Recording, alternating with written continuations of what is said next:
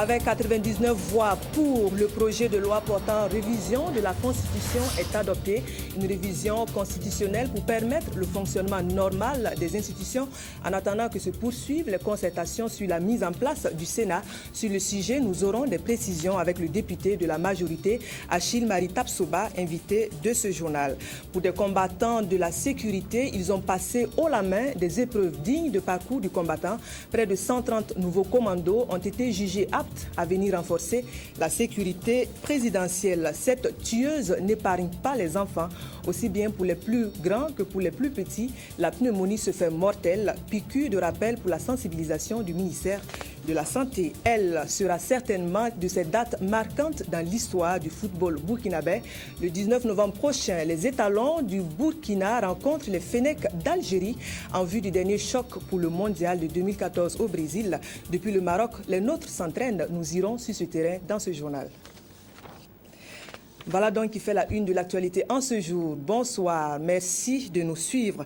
L'Assemblée nationale a donc adopté hier à 99 voix pour le projet de loi qui porte révision de la Constitution. Cette révision touche les articles 78, 80, 112 et 153 de la loi fondamentale. Introduit donc des dispositions transitoires pour permettre le fonctionnement normal des institutions en attendant que se poursuivent les concertations sur la mise en place du Sénat. La première consacrée à la plénière consacré à l'examen de ce dossier a creusé la fracture entre majorité et opposition. Le film de la rencontre avec Sylvain Vebamba. La modification constitutionnelle qui touche les articles 78, 80, 112 et 153 de la loi fondamentale introduit des dispositions transitoires pour permettre le fonctionnement normal des institutions alors que se poursuivent les concertations sur la mise en place du Sénat. Il s'agissait donc pour le président du Faso, qui doit veiller au respect de la Constitution, d'apporter les modifications permettant donc aux concertations qu'il a appelées de ses voeux de se poursuivre de façon, j'allais dire, profonde, en faisant également en sorte que les institutions fonctionnent régulièrement. Les anti-Sénat, eux, se sont retirés de l'hémicycle après avoir expliqué leur choix. Il s'agit du groupe parlementaire de l'Union pour le progrès et le changement, UPC. En refusant de voter la loi le 11 juin 2012, l'opposition n'avait ni été écoutée, ni entendue.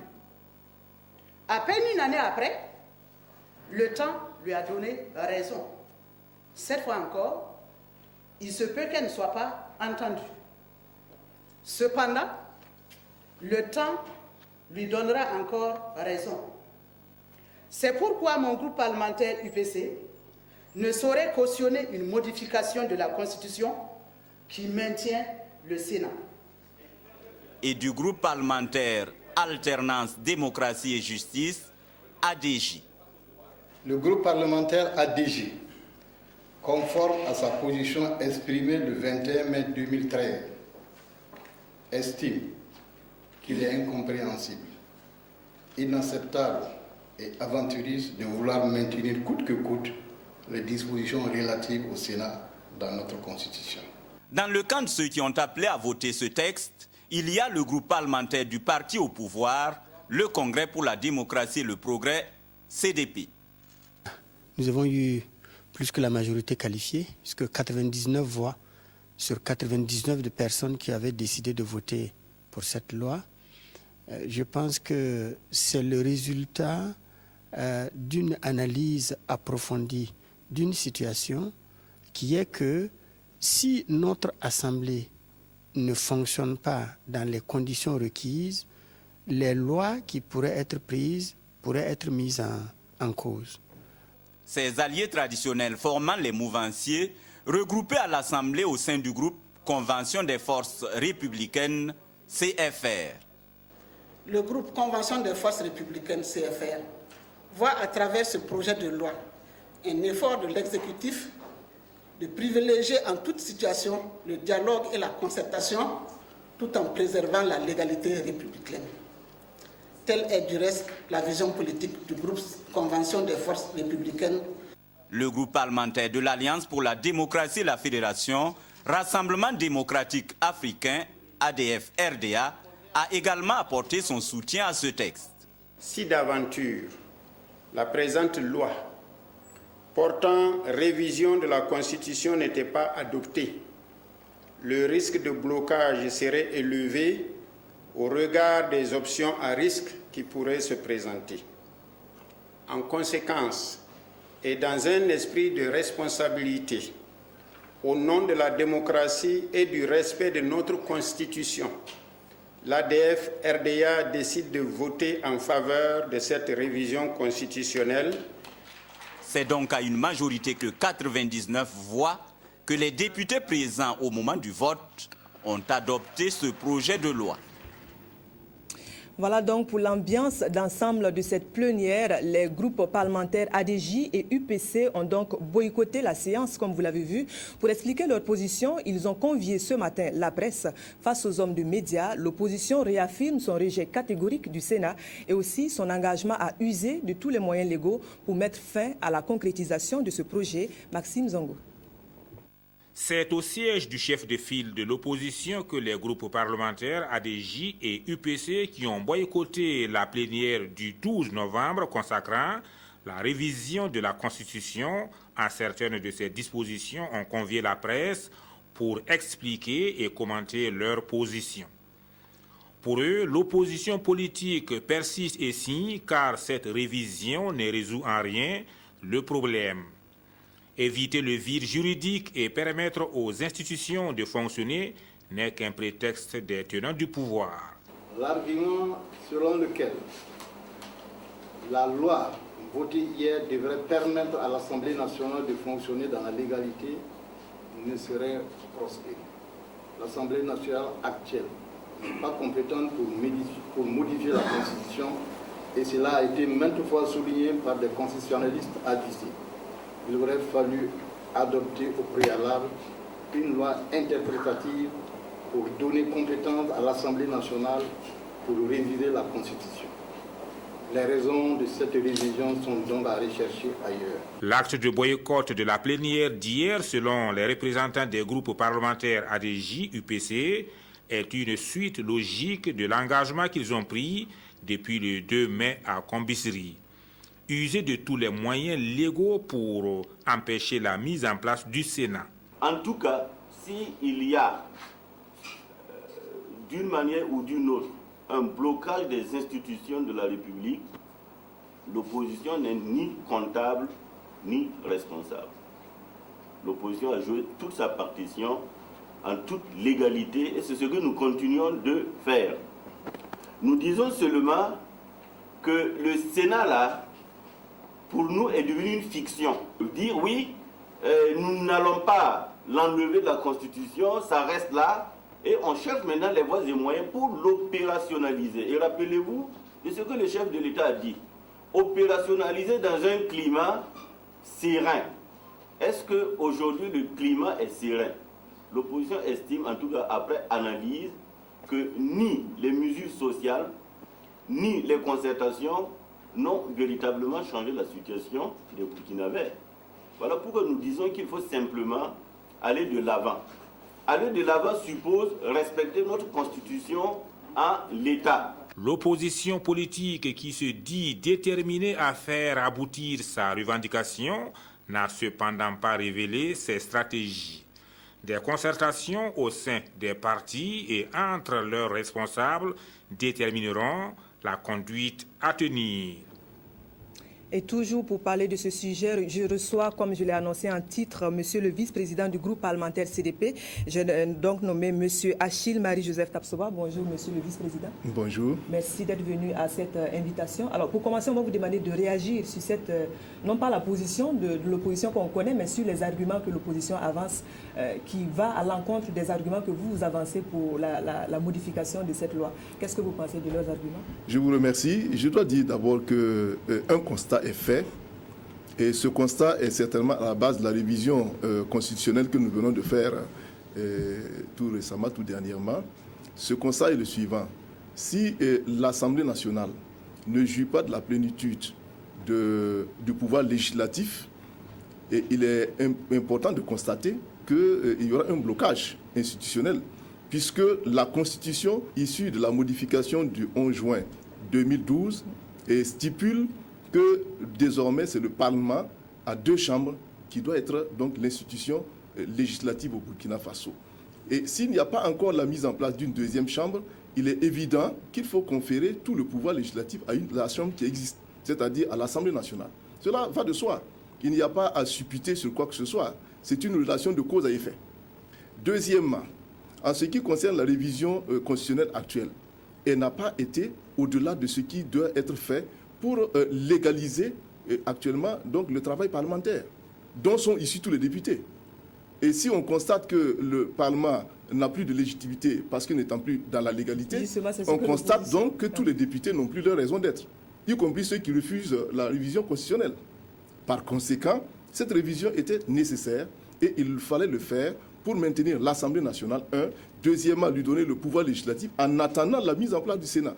Ce qui veut dire que nous avons ici l'obligation de faire fonctionner les institutions de la République. Au nom d'intérêts quelconques, on ne saurait remettre en cause la République elle-même. Alors, donc, vous dites bien faire fonctionner les institutions, mais c'est un fonctionnement en attendant, comme cela a été dit. Jusqu'à quand on va fonctionner comme ça?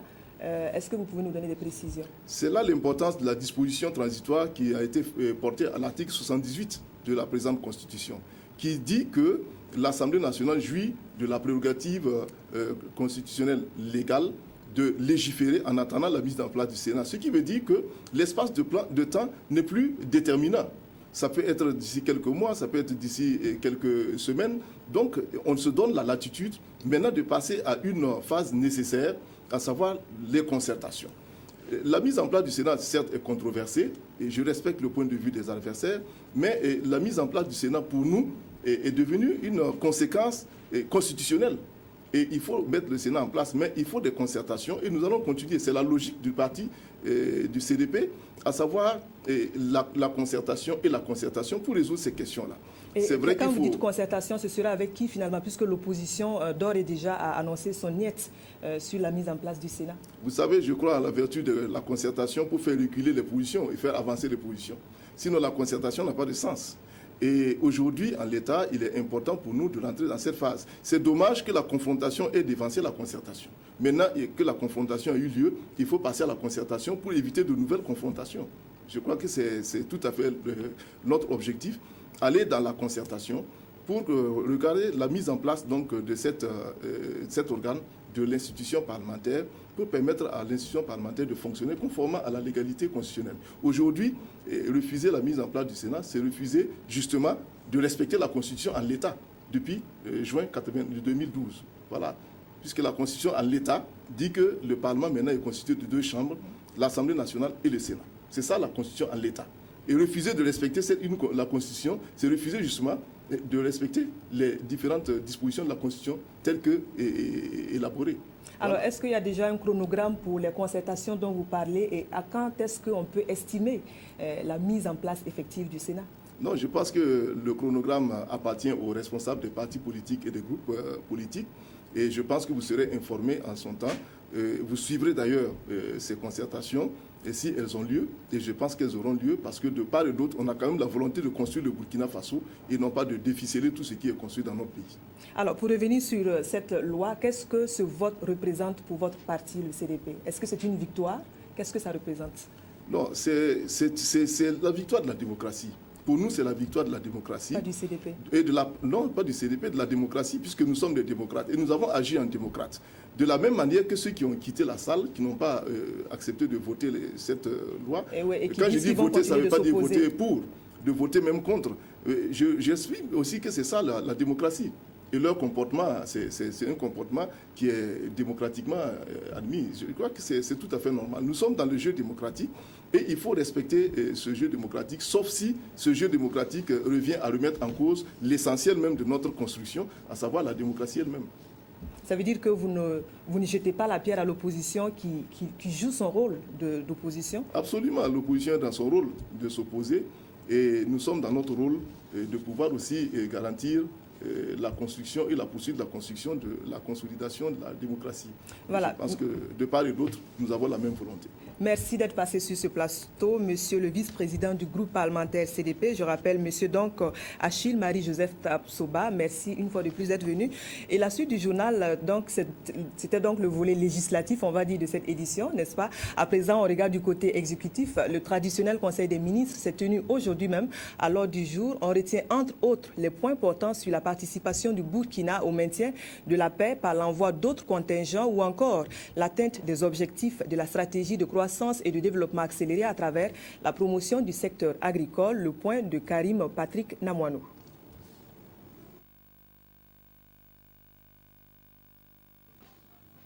Les effectifs militaires burkinabés au Mali connaîtront bientôt une augmentation. Les forces déjà déployées sont au nombre de 990, mais elles pourraient atteindre plus de 1500 soldats. C'est une requête des Nations Unies qui est perçue par le gouvernement burkinabé comme un devoir de solidarité au peuple malien. Les Nations Unies ont demandé au gouvernement burkinabé d'envoyer un contingent additionnel de 935 militaires qui va comprendre un bataillon d'infanterie et un vecteur aérien avec 2 éléments, un hélicoptère Mi-17 pour le transport de troupes et un avion DA-42 pour la surveillance électronique aérienne.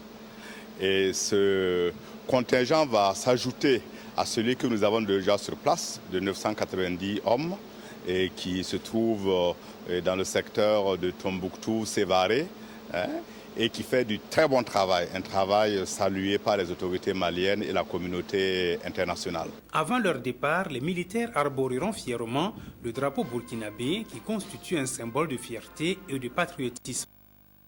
Ces derniers temps, la passion du foot a ravivé la flamme du patriotisme dans les rues. Force est de constater que dans des ministères et des institutions publiques, ce n'est pas le cas.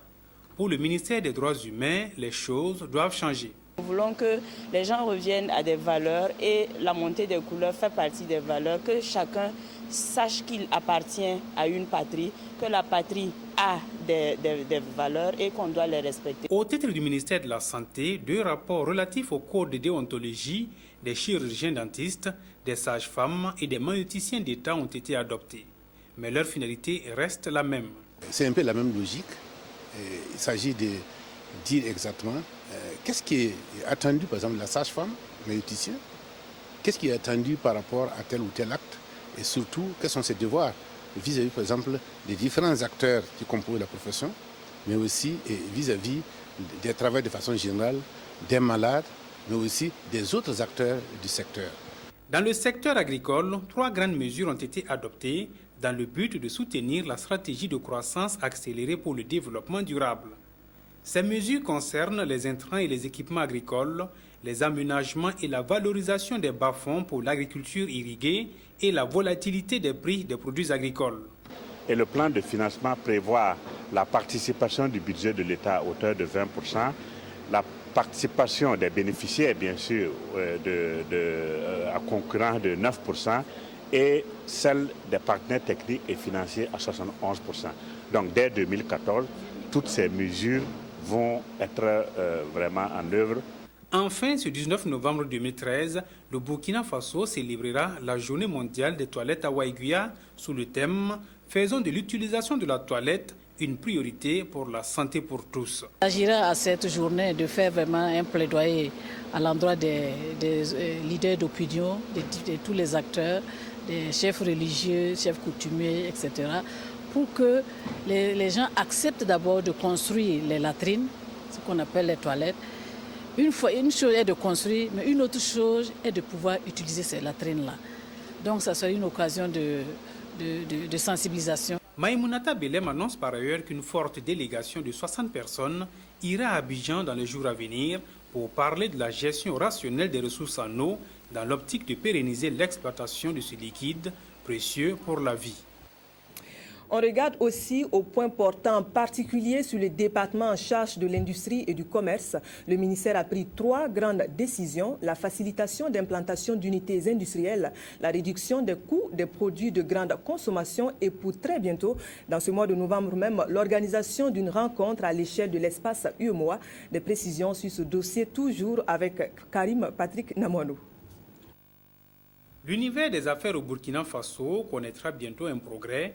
Objectif, réduire les coûts et les délais pour les investisseurs désireux de réaliser des unités industrielles ou d'implanter une entreprise. Auparavant, la lenteur administrative et la corruption freinaient l'élan des hommes d'affaires. Si vous voulez aller dans des guichets uniques, que vous voulez aller dans l'administration pour demander qu'on vous donne une autorisation et que l'agent veut vous faire payer quelque chose, ça vous oblige à prendre du temps. Il vous suffit seulement, si votre dossier est complet, d'attendre les 2 mois et à partir de ce délai, vous disposez de l'autorisation, vous vous adressez maintenant à l'administration qui va vous donner l'acte en question pour réaliser votre affaire. Pour les produits de grande consommation, un mécanisme est en cours d'élaboration pour faciliter leur accessibilité par les populations. Après la rencontre tripartite gouvernement, secteur privé et syndicats, un point à mi-parcours de la réflexion a été fait au Conseil des ministres.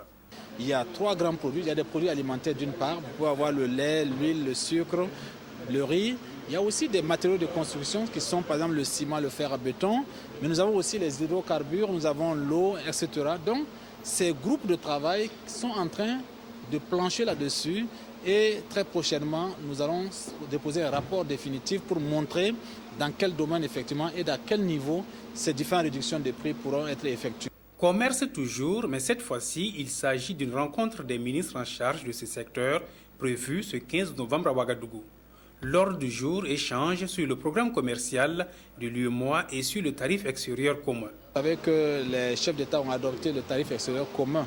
Donc nous allons nous rencontrer pour effectivement adopter la politique commerciale de l'UEMOA dans cette période à venir et discuter de l'ensemble des mécanismes commerciaux et nous préparer effectivement pour les rencontres à venir au niveau de l'OMC, notamment à Bali. À cette rencontre, les ministres en charge du commerce dans la zone UEMOA devront s'entendre pour parler d'une même voix à l'Organisation mondiale du commerce OMC. Nous allons vous livrer à la suite de ce journal l'intégralité du compte-rendu du Conseil des ministres. En attendant, autre point de l'actualité, le Burkina face à l'Union européenne. La rencontre entre dans le cadre de la 7e session politique. Au programme, examen de l'enveloppe accordée au Burkina au compte du Fonds européen de développement. Le total de la subvention est estimé à plus de 408 milliards de francs CFA et couvre la période 2014-2020. Le détail de la rencontre avec Bouma Ernest Nébier. 7e session de dialogue politique, selon le gouvernement, témoigne une fois de plus de la bonne collaboration entre l'Union européenne et le Burkina Faso. Elle a permis aux 2 parties d'aborder un certain nombre de sujets. Régulièrement, les Européens, c'est-à-dire les États membres et l'Union, avec l'Union européenne comme porte-parole, rencontrent les autorités pour échanger sur un vaste ensemble de sujets, les questions politiques, économiques, sociales, de sécurité, l'environnement régional. Donc c'est l'ensemble de ces questions qu'on a évoquées aujourd'hui. Dans le contexte de la crise malienne, la question sécuritaire au Burkina a été largement évoquée au cours de cette rencontre. Compte tenu de la situation extrêmement difficile de la sous-région, le Burkina Faso a pris un certain nombre de dispositions pour non seulement sécuriser les frontières du Burkina, mais aussi à l'intérieur du pays. Ils ont aussi échangé sur l'enveloppe accordée au Burkina Faso dans le cadre du Fonds européen de développement FED pour la période 2014-2020. Le Burkina a pu obtenir une enveloppe importante pour la période 2014-2020 de près de 623 millions d'euros pour justement financer 3 secteurs de concentration. Le premier secteur, c'est la résilience et les ressources naturelles. Cela voudrait dire l'agriculture, l'élevage et tout, l'eau. Ensuite, le deuxième secteur, c'est la bonne gouvernance. Et le troisième secteur, c'est la santé. Le projet solaire de Zaktouli a également fait l'objet d'échanges. Financé à hauteur de 25 millions d'euros, soit environ 16 milliards de francs CFA par l'Union européenne, il devra permettre à la Sonabel d'augmenter sa capacité d'offre énergétique. Les partenaires européens souhaitent voir l'aboutissement de ce projet avant 2015. Mieux soutenus financièrement, eux aussi devraient booster leurs activités au profit des bénéficiaires de leurs associations. L'aide vient de l'ambassade des États-Unis d'Amérique et vaut 45 millions de francs CFA à répartir entre une vingtaine d'associations de lutte contre la pauvreté. La signature de convention s'est faite hier dans l'enceinte de l'ambassade à Ouagadougou. Le point de Ismaël Diloma Sirima. 45 millions de francs CFA pour le développement des micro-projets de 19 associations et groupements. Cette action est une initiative de l'ambassade des États-Unis d'Amérique qui finance chaque année des micro-projets à travers le fonds d'auto-assistance. Ces fonds devront servir à l'achat d'équipements indispensables au bon fonctionnement des petites entreprises. En fait, ce programme existe depuis longtemps. Et chaque année, bien sûr, le montant change, mais ce programme existe depuis longtemps. Et en voyant les résultats que nous recevons avec ce petit montant, nous espérons bien que ça continue dans le futur. Les bénéficiaires du fonds d'auto-assistance sont ceux dont les projets sont jugés par la commission d'attribution comme génératrices de revenus pour leur communauté. Ce que nous venons de bénéficier, c'est de matériel pour le jardinage, de matériel pour pouvoir mettre un jardinage d'un demi-hectare. Voilà, en activité pour la zone. Parce que si nous regardons à notre niveau, il n'y a pas de jardinage qui pourront aider la population à pouvoir manger après la saison pluvieuse. Les fonds d'auto-assistance de l'ambassade américaine ne peuvent financer des projets à caractère privé. La priorité est donnée aux projets dans le domaine agricole, de même que celui de la protection des ressources naturelles, ainsi que du développement communautaire. Un reportage de Ismaël Diloma Sirima et Marguerite Douagneau. Haut la main, ils ont passé les épreuves dignes de parcours du combattant. D'ailleurs, combattant pour la sécurité, c'est leur vocation. 134 nouvelles forces viendront donc renforcer le prestigieux régiment de sécurité présidentielle. La formation commando s'est déroulée à Pau, dans le Naouri, et l'on reste dans cette localité pour voir la cérémonie de remise de parchemin qui s'est faite même aujourd'hui. Et le reportage est signé de Seydou Traoré. Nous ne sommes pas sur un champ de bataille, mais plutôt un terrain d'apprentissage et de démonstration pour les éléments de la classe 2012 du régiment de sécurité présidentielle. Après une formation initiale à Bobo-Dioulasso, ces stagiaires ont en 45 jours appris des techniques spéciales essentielles à la vie du commando. Sur 160 stagiaires au départ, 134 dont 3 filles ont pu franchir la ligne d'arrivée. Sur le plan des résultats, la meilleure moyenne est de 17,64 et la faible de 14,66 sur 20. La formation s'est bien déroulée. Au niveau de l'encadrement, rien comme difficulté à ce niveau. Chez nous aussi, la formation était bien propre. Les ordres donnés, nous avons exécuté. Sur les pistes aussi, on a tout fait. On n'a rien eu comme des difficultés sur là-dessus. La formation a été dure pour nous, mais grâce au soutien et à l'aide de nos classes, et au conseil de nos cadres, on a pu terminer la formation. Mais présentement, avant là, nous on prenait comme c'était du mal. Mais maintenant là, nous-mêmes on a vu qu'ils nous ont rendu vraiment militaires. Ces stages d'initiation commando s'est déroulé dans l'esprit de la devise de la compagnie d'intervention rapide et d'entraînement commando qui est loyauté, rigueur, solidarité. Le stage que viennent de suivre les jeunes soldats les rend désormais aptes à s'investir pleinement et à mener toutes les activités inhérentes à la vie du commando, grâce à l'appropriation des modules comme la culture de l'endurance physique, la survie, le franchissement, les actions de coup de main, l'apprentissage de l'agressivité, tout ceci reposant sur une solide formation psychologique et morale, élément essentiel dans la vie du commando. En recevant ce matin leur diplôme de fin de formation, les stagiaires ont reçu des conseils du chef de l'état-major particulier de la présidence du Faso. Ce matin, les démonstrations, les gens qui se battent contre 5 personnes, 6 personnes, 10 personnes, un seul commando contre 10 personnes. C'est vrai, vous avez été formés pour ça, mais vous devez utiliser cette technique uniquement dans le cadre de votre service. uniquement dans le cadre de votre mission, la mission principale qui est de défendre l'intérêt supérieur de la nation. Les stagiaires devraient avoir en tête que la finalité de la formation est la défense de la patrie avec loyauté, honneur et dignité. Une fois entrés au camp du régiment de sécurité présidentielle, les stagiaires compléteront leur formation par d'autres modules tels que la formation parachutiste, la lutte antiterroriste, l'appui et l'intervention rapide. Dur le terrain de l'entraînement commando. Et puis pour un espace aéroportier plus sécurisé, l'Agence nationale de l'aviation civile joue le tout numérique. Les documents de voyage devraient être lisibles à la machine, un progrès qui devrait renforcer les mesures de contrôle et assurer une meilleure sécurisation. Ce sont autant de points qui ont réuni à Ouagadougou les experts de la question venue d'Afrique. Le point de Yolande Lompo. Grâce aux technologies de l'information et de la communication, les documents de voyage sont souvent trafiqués par les terroristes. Des personnes malveillantes qui n'ont que faire de la Convention sur la répression des actes illicites dirigée contre l'aviation civile internationale adoptée en septembre 2010 à Beijing.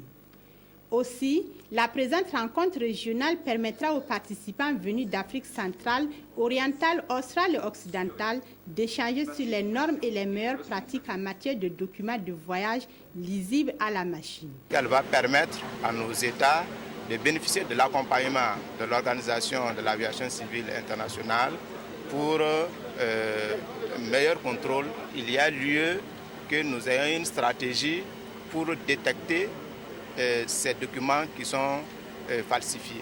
Utiliser le moyen de la machine, c'est très fiable.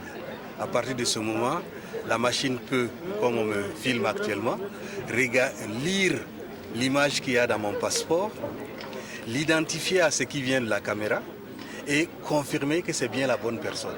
Ça, vous voyez que déjà un premier pas très important. Pourquoi nous parlons de cette approche-là? C'est d'abord au niveau de la fiabilité. Le deuxième challenge étant maintenant d'être sûr que le document a été émis par les autorités compétentes. Afin de faire face à la montée du terrorisme et de lutter contre la criminalité transfrontalière, le Canada, qui est l'hôte de l'Organisation de l'aviation civile internationale OACI depuis 1947, apporte une enveloppe financière de 750 000 $ canadiens. La communauté économique des États de l'Afrique de l'Ouest, CEDEAO, et l'OACI soutiennent l'Agence nationale de l'aviation civile. Outre les documents de voyage et l'identification des voyageurs, ces spécialistes auront à se pencher sur la sûreté des frontières. Sécurité sur nos axes routiers, le groupe pétrolier Total pose des garde-fous. À travers sa deuxième convention avec les transporteurs, le groupe appuie sur la pédale sensibilisation, sensibiliser sur la nécessité du respect du code de la route pour la sécurité des usagers. Dans cette bataille, il faut dire que Total a fort à gagner. 15 millions de tonnes de produits pétroliers sont menacés par les accidents de la route chaque année. Des précisions sur le sujet avec Armel Melo et Nathalie Kaori. À cette conférence de presse, le groupe Total fait le bilan de la deuxième édition de ces conventions. Des conventions qui portent sur la sensibilisation aux enjeux de la sécurité routière des sociétés qui transportent ces produits pétroliers en Afrique et au Moyen-Orient. Il était question de rappeler aux transporteurs les standards et les techniques de management du transport, mais aussi de partager avec eux les retours d'expérience et de bonnes pratiques dans leur secteur d'activité. C'est une de nos activités principales. Nous pouvons fonctionner sans une activité de transport sur ce périmètre. Il était donc tout naturel d'organiser ces conventions autour du thème de la sécurité dans le transport des hydrocarbures. Pour le Burkina et pour Total Burkina, c'est encore plus un enjeu majeur. Cette deuxième édition a connu la participation de 600 représentants des sociétés de transport venus d'une cinquantaine de pays. Pour les organisateurs, le bilan est très satisfaisant et la firme pétrolière affirme sa détermination aux côtés du ministère en charge du transport à faire progresser la sécurité du transport routier. Kampala et Douala abriteront la prochaine édition en janvier 2014.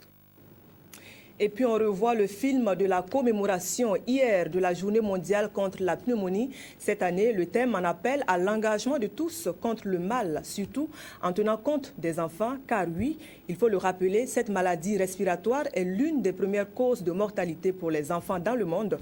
Avant toute autre action, l'appel du département de la santé est à la sensibilisation.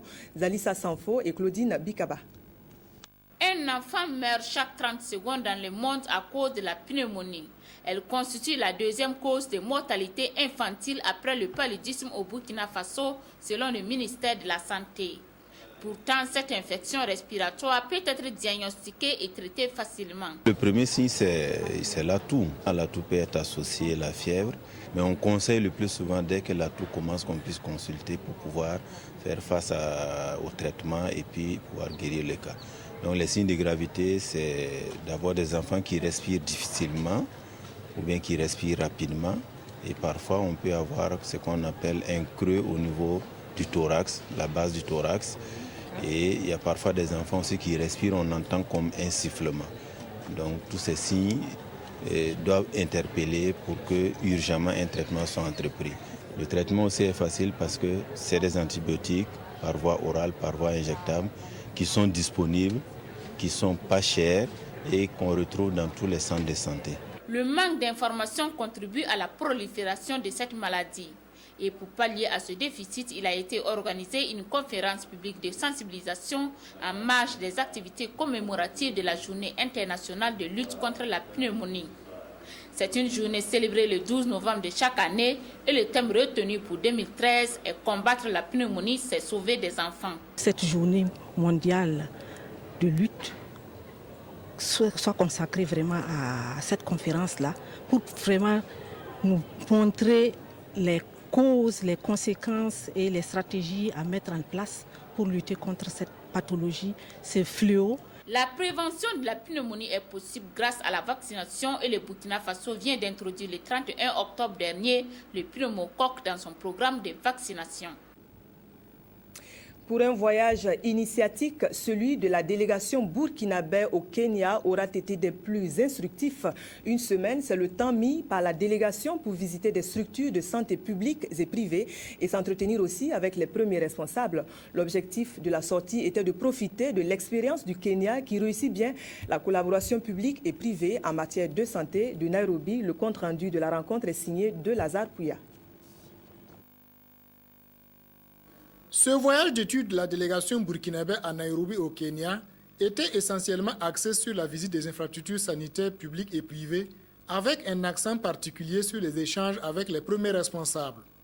Au siège de la Fédération kenyane de la santé, la délégation a pu mesurer l'état de la collaboration entre le secteur public et privé de la santé. Le dynamisme de la fédération soutenu par l'État kényan impulse le secteur public de la santé pour le bonheur des populations. À cela s'ajoute un terrain favorable à l'application des textes réglementaires et les normes des ordres professionnels de la santé du Kenya. Ainsi, les membres de la délégation burkinabé ont pu visiter les locaux et s'entretenir avec les premiers responsables de l'ordre des infirmiers, l'ordre des médecins et chirurgiens dentistes et avec l'ordre des techniciens des laboratoires. Ce sont des structures bien organisées et indépendantes qui fonctionnent avec des règles strictes. Nous travaillons en Afrique et nous sommes panafricains et donc c'est pourquoi j'ai encouragé cette visite. Et deuxièmement, comme nous sommes africains, les expériences et les problèmes pourraient être les mêmes. L'accompagnement que le secteur privé apporte aux autorités publiques, notamment le gouvernement, dans le domaine de la santé, c'est assez différent. Quand on voit également toute l'organisation qui est mise en place par les ordres professionnels de santé, c'est également édifiant. Et je crois que nous, au niveau de notre pays, nous avons beaucoup à apprendre de ce côté. Au laboratoire privé de la chaîne Lancet, ce sont des équipements modernes de haute technologie qui ont reçu la visite de la délégation burkinabé. Ici, comme dans les structures précédentes, les Burkinabés ont été émerveillés par l'organisation, l'accueil et la propreté des locaux. La situation est la même partout, comme ici à l'hôpital national Kenyatta, l'une des plus grandes structures sanitaires du Kenya. Il a une capacité d'accueil de plus de 1000 lits avec plusieurs départements. Dans cet hôpital, le système est informatisé et toutes les informations du patient recueillies dès son entrée sont disponibles. Le dynamisme du secteur privé de la santé a permis la construction d'une filière des hôpitaux dans les grands centres du Kenya. Dénommé Hôpital des femmes ou Nairobi Women's Hospital, cette structure sanitaire accueille uniquement les femmes et leurs enfants où toutes les pathologies de la femme sont traitées. Ce qui nous a le plus impressionné, c'est l'organisation de la fêtière. Il y a quand même là une bonne collaboration entre les privés eux-mêmes, une bonne collaboration entre les privés et le public. Le séjour des Burkinabés au Kenya n'a pas du tout été repos. L'École nationale de la santé du Kenya, Medical Training College, regroupant toutes les filières avec plusieurs départements, a également été visitée et des échanges d'expériences ont été enregistrés.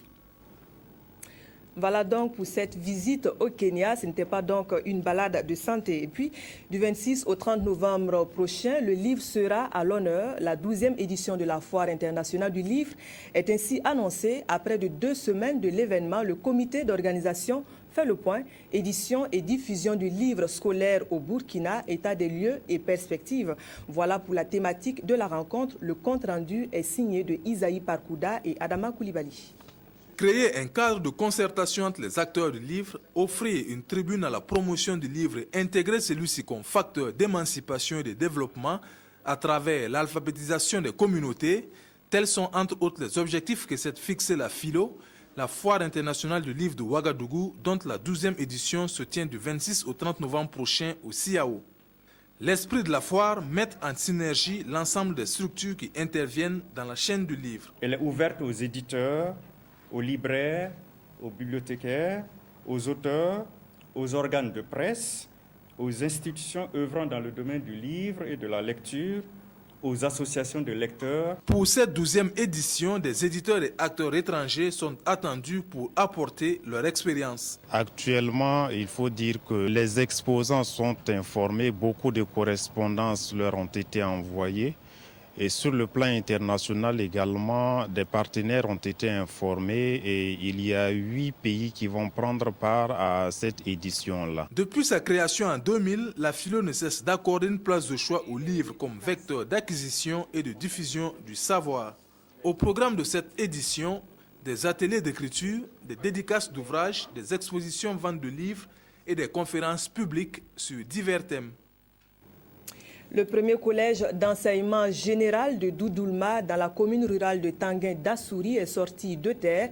Une infrastructure scolaire sur financement de la commune à hauteur de près de 57 millions de francs CFA. L'établissement a accueilli ses tout premiers élèves en cette année scolaire 2013-2014. Sur la cérémonie d'inauguration, le point de Issa Cyril Yelemou et Karim Namouano. La coupure de ce ruban marque officiellement l'ouverture du collège d'enseignement général dans le village de Doudoulma.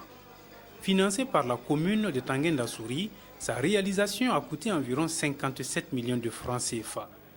Le collège compte 4 classes, un bâtiment pour l'administration, des latrines scolaires et 3 logements de type F3. C'est une contribution de la commune pour accompagner les efforts du gouvernement dans sa politique au niveau de l'enseignement. Nous comptons par la suite travailler à les transformer en lycée.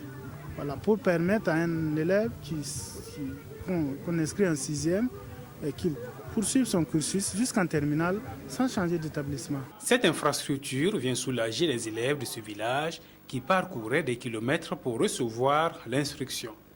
Avec un effectif total de 283 élèves, le collège de Doudoulma compte 147 filles. Nous avons attendu longtemps pour avoir quand même un bâtiment décent. Avec le collège sur place, les parents arrivent quand même à voir leurs enfants tous les jours, à les suivre. L'éducation est la clé de toute réussite et les autorités municipales restent attentives à cette préoccupation.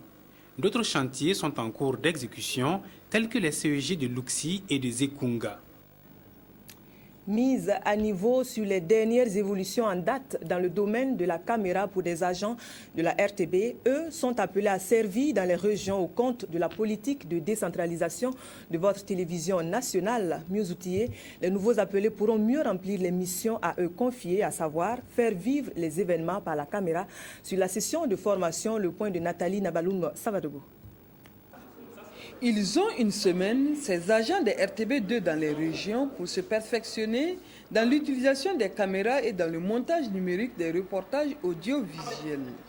Le premier enjeu, c'est déjà participer à la réussite de ce qu'on appelle un état de service. Car vous savez, au Burkina Faso ici, nous n'avons pas un sous-sol très riche.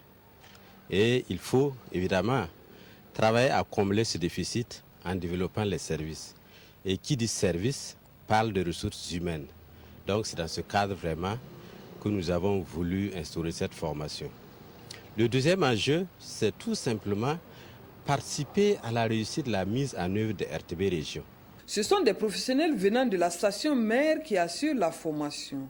Le tout, c'est d'arriver à faire vivre la télévision nationale dans les régions du Burkina. Ce qui est de la prise de vue, c'est une question donc de remise à niveau parce que c'est un personnel qui pour la plupart est venu donc des écoles de formation.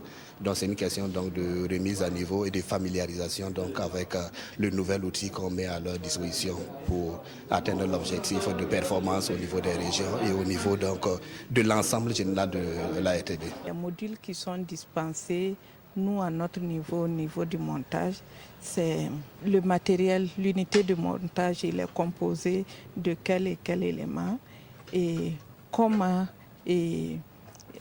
utiliser son matériel de travail et la capture des fichiers.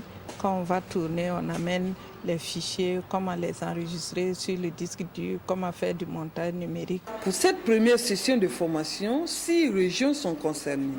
Les 7 autres prendront la relève dès le début de la semaine prochaine. La chaîne au cœur des grands événements se déploie dans les régions pour être plus proche de ses téléspectateurs. Leurs actions se veulent véhicules de valeur pour la promotion de la femme. Sita Koulibaly et ses consoeurs de l'association Mousso Dambé à Bobo Dioulasso mettent ainsi le savoir dans la balance contre ces préjugés qui retiennent encore la gent féminine. Mousso Dambé, ou respect pour la femme en langue bamana, joue la note artistique chants et danses pour la promotion de la femme. Évariste Kombari et Lassina Ouattara. Chanter, danser, telle est la vocation de ces jeunes femmes membres du groupe Mousso Dambé. Clouée sur son lit parce que victime d'un accident de la circulation, Sita Koulibaly est la fondatrice du groupe. J'ai fait Doué, j'ai fait camp militaire, j'ai fait Farafina Yelemba, j'ai fait Farafina.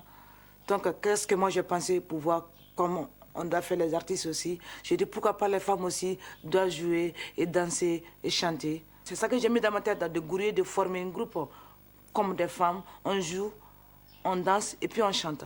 J'ai mis le nom Mousso Dambé, ça veut dire respecter les femmes pour nous dire qu'on peut faire tout. 6 jeunes femmes et des jeunes gens sont engagés aux côtés de Sita Koulibaly. Le groupe s'entraîne 3 fois par semaine au centre Siraba. On a commencé la troupe en 2008 à Djilasoba. Mais on a fait un bout de temps, ça n'a pas continué. Donc on était toutes, juste que les femmes, que les filles plutôt. Après ça, il y a quelques filles qui ont essayé de partir de gauche à droite. Donc Sita a essayé de nous demander si on peut reprendre. Sita Koulibaly reconnaît qu'il n'est pas du tout facile de gérer un groupe musical parce que les instruments sont coûteux, les spectacles rares et les cachets maigres. Si c'est pas facile ici. Ici en Afrique, on nous fait sortir, mais on n'a pas d'argent. On joue, on va ailleurs, on va dans les endroits, on fait des spectacles. Tout le monde est content de nous voir, mais il n'y a rien dedans. Il n'y a rien. Mais pourquoi pas, il ne peut pas nous payer beaucoup, pourquoi pas? Malgré les difficultés, Sita Koulibaly, encore appelée Sita Wara, ou si vous préférez Sita la Lionne, croit dur comme fer en l'avenir de son groupe. Elle veut se donner les moyens pour se faire respecter et faire respecter la femme burkinabé à travers l'art. Elle sera certainement de ces dates marquantes dans l'histoire du football burkinabé. Le 19 novembre prochain, les étalons du Burkina rencontrent les Fennecs d'Algérie. Vous le savez, le choc est décisif pour la qualification des nôtres au mondial de Brésil 2014. Sur le terrain, avec ses poulains, Paul Put s'attaque à la défense. Trouver la bonne formule passe par le test de plusieurs combinaisons, comme vous allez le voir avec nos envoyés spéciaux au Maroc, Malik Nikema et Lassina Savadogo. Ce mardi après-midi, ils ne sont plus que 4 à manquer à l'appel ici à El Jadida. Le groupe s'est constitué et l'ambiance bon enfant se renforce. Le principal animateur, Alain Sibiri Traoré, semble vouloir marquer son retour avec sa légendaire bonne humeur. Un moment de mise en train avant le début des choses sérieuses. Pol Pot s'attaque à un de ses grands chantiers pour ce stage, le bastion défensif.